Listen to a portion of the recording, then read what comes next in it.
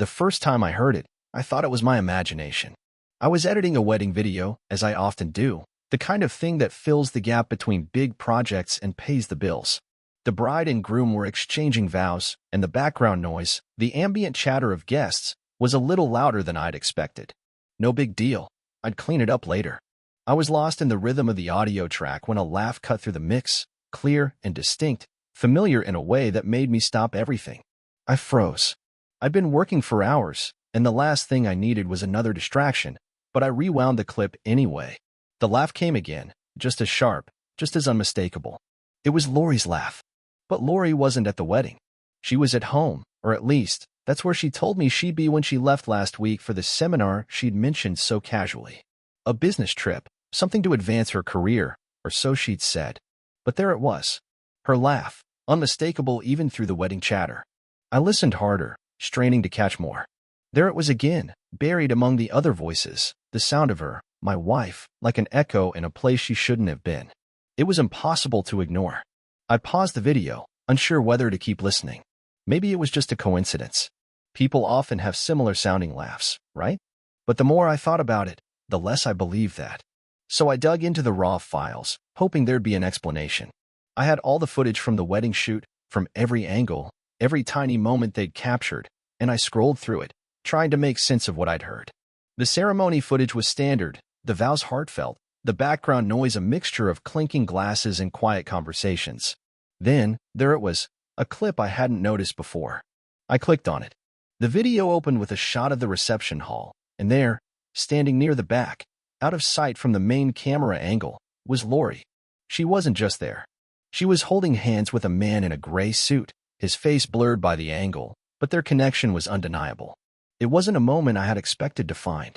They were hidden in the shadows, the footage grainy and imperfect, but the gestures, his hand on her back, the way she leaned into him slightly, everything screamed of intimacy. It wasn't a friendly moment. It wasn't an innocent conversation. It was something else, something hidden in plain sight. I felt my stomach tighten. I had been blind. Not just to this moment, but to so many others, apparently. The date on the file was unmistakable, a week ago, right before Lori left for her seminar. Before she'd told me she was working, attending some conference to improve her skills, to better her career. And now, here she was, in the background of someone else's wedding, making a different kind of commitment. I leaned back in my chair, staring at the screen, my hands trembling slightly. This was not the moment I had expected to find today, not in the middle of editing a routine project. The video footage hadn't just revealed a hidden betrayal. It was like a punch to the gut, proof that everything I thought I knew, everything I'd heard and seen, had been a lie. And I had missed it all. At that moment, it felt like the world had shifted under my feet.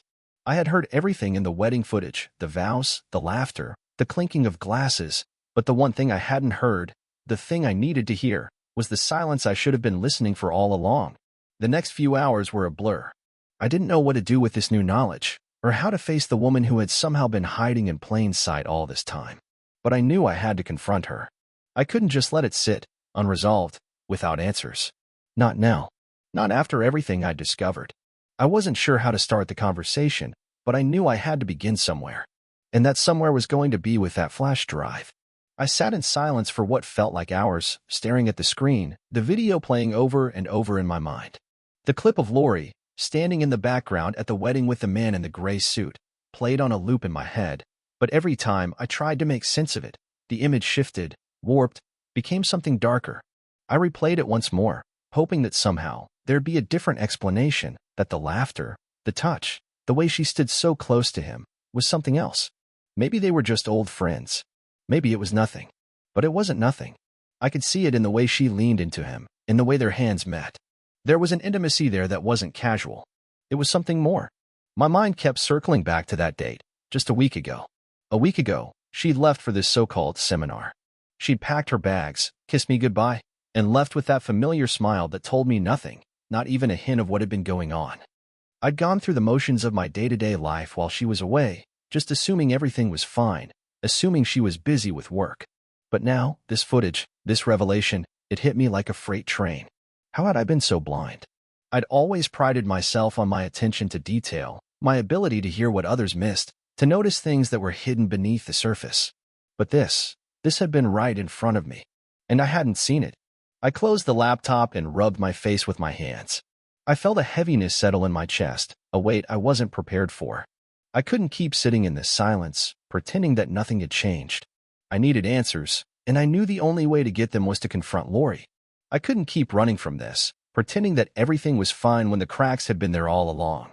I grabbed my coat and left the room, walking slowly, the quiet of the apartment pressing in around me. Lori was sitting in the living room when I got back, as if nothing had happened. She was flipping through a magazine, her face a picture of casual ease, the kind of indifference that made my stomach churn. She looked up when I entered, offering a smile that didn't quite reach her eyes. She was always so good at hiding things, wasn't she? Even now, even after everything, she managed to look at me like everything was normal. But I knew it wasn't. I could feel the tension in the air, thick and heavy, and I could see it in the way her hands rested at her sides, like she was waiting for something, or bracing for something she knew was coming. I didn't say anything at first. I couldn't. The words felt stuck in my throat. I stood there, holding the flash drive, the one I had pulled from the laptop, the one with the footage of her and that man. She glanced at it briefly, then back at me, her gaze flicking nervously. That's when I knew. I didn't need her to say a word. Her eyes betrayed her. I didn't need her to admit anything. I already knew what I'd seen. I placed the flash drive in front of her, pushing it gently across the table. She blinked at it, then looked up at me, her face faltering for just a split second. Her mouth opened, as though to say something, but nothing came out at first. It was like she was searching for the right words, but nothing seemed adequate. I didn't give her a chance to fill the silence. Look at this, I said, my voice low but steady. Is this yours? She hesitated, her fingers twitching at the edge of the drive, but she didn't pick it up. Her gaze flicked down to the table, then back up to me. There was a split second of guilt in her eyes, and that was enough. I could see everything I needed to see. It was the same look I'd seen when she'd been caught in little lies over the years, but this time, it was worse. This time, it wasn't just about small things. This time, it was about her. Her breath caught in her throat, and she finally exhaled, a long, shaky sigh. She opened her mouth again, but the words didn't come out right away. The silence between us stretched longer than either of us had expected. Then, with a quiet voice, she spoke. That was before, she said, her words careful. Before I realized I wanted to stay with you. I stared at her, trying to process what she had just said. Before? Before? I wasn't sure if I could even believe her anymore. My mind raced, trying to connect the dots, trying to make sense of everything. I needed her to explain, to tell me something that made sense of the chaos in my head. But the more I thought about it, the more I realized that there was no explanation that would fix this. There was no easy answer to what she had done, and I wasn't sure I even wanted one anymore. A week ago? I asked quietly, the words slipping out before I could stop them. I wasn't sure if I wanted to hear the answer, but I needed to hear it all the same. I needed her to say it out loud. Her eyes darted away, and for a moment, she looked like she might cry. But she didn't. She just nodded, barely perceptibly. Yes. A week ago. Her voice barely a whisper now. And just like that, the last of the illusion was shattered. I didn't know what I was expecting when I asked her about the man in the video, but the response I got wasn't anything I could have prepared myself for. There it was, that moment of truth, hanging between us like a cloud that I couldn't escape. She hadn't denied it. She hadn't tried to explain it away, to give me some excuse. Her confession, if you could call it that, was so simple, so calm. Before she realized she wanted to stay with me. It was like she was speaking about something as trivial as a decision to buy a new pair of shoes or change her hair color. As though a week ago was some distant, innocent past, and now, suddenly, everything had been sorted out in her mind. It wasn't that simple, not for me. Not after what I had seen. I stood there, frozen, watching her. My mind was a mess, trying to process the betrayal, but at the same time, I couldn't stop focusing on the fact that it was all right in front of me. The evidence was undeniable. The laugh, the video, her admission, it all painted the same picture, a picture I couldn't deny anymore. But what hurt more than anything was that I hadn't noticed. All those months, those years together, I had thought I knew her. I had thought I could trust my instincts, my ability to pick up on things others couldn't. But here I was, standing in front of the woman I thought I knew better than anyone, and I realized I hadn't seen a damn thing. She wasn't looking at me now. Her gaze was somewhere else, unfocused, as if she was trying to block out the reality of what had just happened. She seemed so far away, and it made everything feel more surreal. It was like watching a stranger in my own living room. She had been my wife for years, the woman I'd built my life with, the one I'd shared my dreams with. And now, she was a stranger to me, and I didn't know how to get back to what we had, if it was even possible anymore. I tried to speak, but my throat was tight, the words choking me. What was there to say? I could demand explanations, I could ask her why, but the truth was, I already knew the answers. I already knew what had happened, and part of me, some sick, twisted part, didn't even want to hear her excuse. I wasn't looking for closure anymore. I just needed to make sense of what I had seen. She shifted slightly in her seat, her hands fidgeting in her lap. The silence was unbearable. I could feel the weight of the question hanging between us, the question I had to ask, even though I didn't know if I could handle the answer. What were you doing with him? I asked, my voice quieter now, a tremor creeping into my tone that I couldn't control. Lori hesitated for a long moment. She looked up at me, then down at the table, and for the briefest instant, I saw something like guilt flash in her eyes, but she quickly masked it with the same calm expression she'd been wearing all night. It was as if she had rehearsed it, as if this was part of her story, a story she had been telling herself for weeks, months, maybe longer. She sighed and rubbed her temples, as if searching for the right words. He was someone I met before, years ago, she said, her voice soft but steady. We reconnected recently, and I don't know. I wasn't sure about us anymore. About everything. She paused, looking at me for a moment, her eyes pleading for understanding, for forgiveness. But there was nothing I could say that would make it better, nothing that could erase what had happened. She wasn't just talking about some fleeting, accidental moment. She was talking about a decision to reconnect, to step outside the life we had built together. I didn't know how to respond. How do you respond to that kind of truth? How do you process something that shatters everything you thought you knew? She had already made her decision, and I couldn't pretend anymore.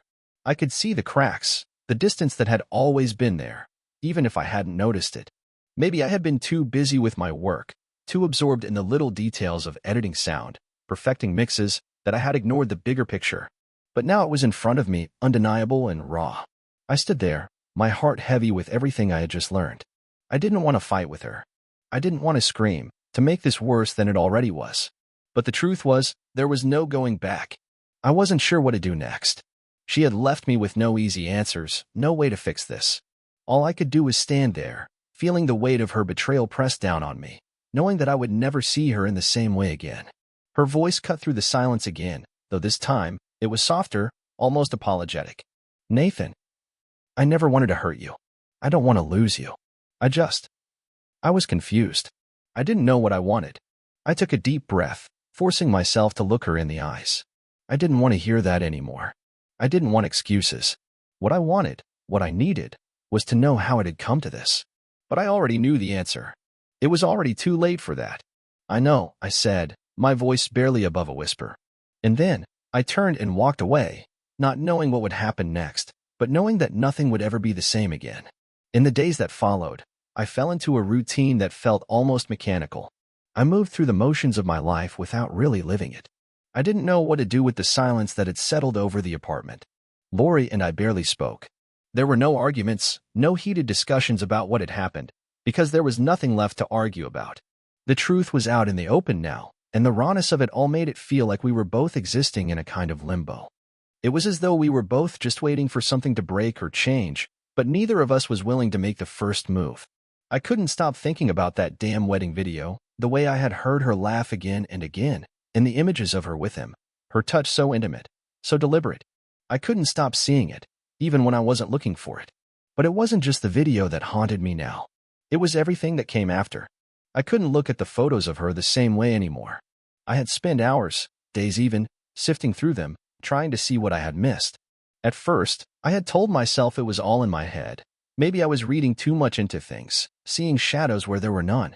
But as I dug deeper, the more I found. I couldn't unsee it. In the photos she'd taken over the past year, the little moments that seemed so harmless at the time now jumped out at me, screaming their significance in ways I never imagined. There was a picture of her at a coffee shop, sitting at a table alone. I'd seen it before and thought nothing of it. She had her phone out, her usual smile lighting up her face. But now, I noticed the way her reflection in the glass showed a different angle, the way her hand rested on the table in a way that wasn't just casual. I zoomed in, and there, in the reflection, was another hand, faint but visible, just brushing the edge of the frame. It was a detail I'd never caught before. It made my stomach drop. That wasn't the only one. In another photo, this time in an elevator, there was a shadow on the wall, a figure standing too close to her. I could barely make it out, but it was there, in the corner of the image. It was the same person, I was sure of it, the man from the wedding.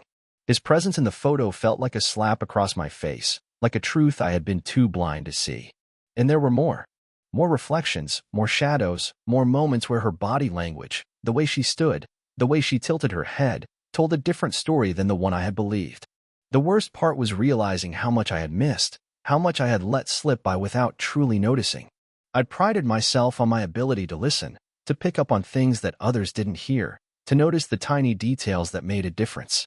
But now, it felt like all of that had been for nothing. My skills, my sharpness, hadn't helped me. They hadn't protected me from the truth. I had been living in a world of sound, of audio cues and hidden whispers, but I had failed to hear the loudest thing of all, the silence of the lies Lori had told me, the quiet spaces between the moments when she wasn't truly here. That was the most deafening silence of all, and I had been too focused on everything else to hear it. There were nights when I couldn't sleep, when the images in my mind wouldn't let me rest. I would lie awake, staring at the ceiling, thinking about the man in the gray suit, about Lori's laugh in that video, about the way she had looked at me when I confronted her. I would replay every conversation we'd had in the last year, searching for any sign that I had missed, anything that might have warned me. But there was nothing. It was like I had been living with blinders on, and now that they were gone, I couldn't believe how much I had overlooked. It wasn't just the betrayal that hurt. It wasn't just the fact that Lori had been with someone else, sharing a part of herself that should have been mine. It was the feeling of being utterly blindsided, of having spent so much time in a world that I thought was real, only to find out it was nothing but an illusion. That was the hardest part to accept, the fact that I hadn't seen what was right in front of me. My mind kept coming back to the idea that I should have known. I should have heard it, seen it, caught it before it ever happened. But I hadn't, and that made the pain even worse. One night, after Lori had gone to bed, I found myself sitting at my desk again, staring at the screen. The raw footage from the wedding was still open, the file I hadn't been able to delete, the one I kept coming back to. I couldn't explain why I kept watching it, but I did. I played it again, the sound of the vows filling the room, the clink of champagne glasses in the background. And then, there it was again, her laugh, soft and clear, hidden in the noise. I hit pause, and for a moment, I just sat there, listening to the silence that followed. I wanted to erase the memory of her laughter from my mind, to scrub the sound from my ears, but it wouldn't go away. It wasn't just the sound of betrayal. It was the sound of everything I had thought I knew, everything I had trusted, crumbling apart. And there, in the stillness of the room, I realized something I hadn't been willing to admit before. I wasn't just hurt by what she had done. I was hurt by the fact that I had failed to see it, failed to hear it, all along. And that, perhaps, was the most painful thing of all. I spent the next few days constructing a video. It wasn't a project for work or for any client. It was something for me, a way to process the mess of emotions swirling inside my head. I couldn't confront Lori again, not yet. But I had to confront the truth somehow, had to find a way to channel all the pain, the confusion, and the anger into something that made sense. I had all the raw footage from the wedding still open on my computer, and I kept looking at it, watching the moments where Lori was there with him, every second cutting deeper. I had always been a sound engineer, trained to notice what others couldn't hear, to catch the smallest shifts in tone, the tiny details that made a moment real. I thought about all the times I had listened to people's stories, pieced together the sounds of their lives, but I had failed to listen to the loudest thing of all, her silence. I couldn't hear it until now, and now it was deafening. I knew I had to make something with this footage, something that would let me say the words I couldn't speak out loud.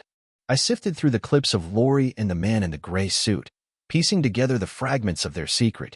There was no mistaking it now. The way they looked at each other, the touches that seemed innocent in the moment but now carried the weight of betrayal, the quiet whispers that I couldn't hear but could sense, all of it was clear. But the silence in the background, the absence of sound where there should have been something else, was what really struck me. I knew I needed to fill that silence. I couldn't just play the footage without adding my own voice, the voice of someone who had been left behind, someone who had failed to notice the cracks. I recorded my voice, speaking quietly at first, but then with more conviction as I pieced together the narrative. "I am a sound engineer," I said, my voice echoing through the empty apartment.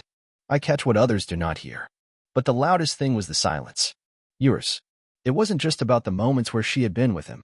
It was the silence in the space between us, the things left unsaid, the lies that were hidden in plain sight. I put it together, editing the video, carefully selecting moments that spoke louder than any words ever could. I added her laugh from the wedding, the small clip that had started this whole unraveling. It sounded different now, colder, distant. I didn't know why I kept it in, but it felt necessary. It was a reminder, a symbol of everything that had been taken from me, everything I had missed. When the video was done, I sat back and watched it, the weight of everything heavy on my chest. It was like watching a mirror of the last few months, a reflection of a life I didn't recognize anymore. There was no anger in the video, no shouting, no confrontation, just the quiet of realization, the painful understanding of everything I had failed to see. It was cathartic in a way, a release of everything I had been holding in, but also terrifying, because it left me with nowhere to go. I had finally accepted it all, and now I had to face the reality of what that meant. Lori walked into the room just as the video was finishing. She didn't say anything at first, just stood in the doorway, watching me. Her face was unreadable, her expression flat. It wasn't anger or guilt that I saw in her eyes, but something else, something I couldn't place. She looked tired, worn out, as if she had been carrying a weight of her own for much longer than I had known. I didn't speak either. I didn't know what to say anymore. The video had already said everything that needed to be said. She watched the screen, her face still, her gaze not leaving the flickering images. I could feel the weight of her presence, the tension that had always existed between us but had never been so palpable as it was now. When the video ended, there was a long silence. It stretched on, unbearable, until I finally broke it. "I won't take revenge," I said, my voice low but clear. "I just won't be around anymore." I wasn't sure what I was expecting from her, apologies, tears, some kind of explanation, but there was none of that. She just stood there, her eyes searching mine, and for a moment, it felt like time stood still. But then, with a deep breath, she nodded, her face betraying nothing. She didn't ask me to stay. She didn't beg me to forgive her. She just accepted it, the way I had to accept everything else. I didn't wait for her to say anything more. I turned and walked out of the room, walking through the quiet halls of the apartment that no longer felt like home. I didn't know what would happen next, didn't know where I was going or what I was supposed to do. But I knew that the hardest part was over. The truth had come to light, and there was no going back. There was no more pretending, no more ignoring the silence. And, for the first time in what felt like forever, I felt a strange sense of peace. A few days later, I was voicing a new project, the smooth, confident tone of my voice filling the empty space of the room. The words came easily now, each one flowing from me without hesitation. Sometimes you hear a person the most when they don't say anything anymore. The words felt different now, like they had a deeper meaning, one I hadn't fully understood until this moment.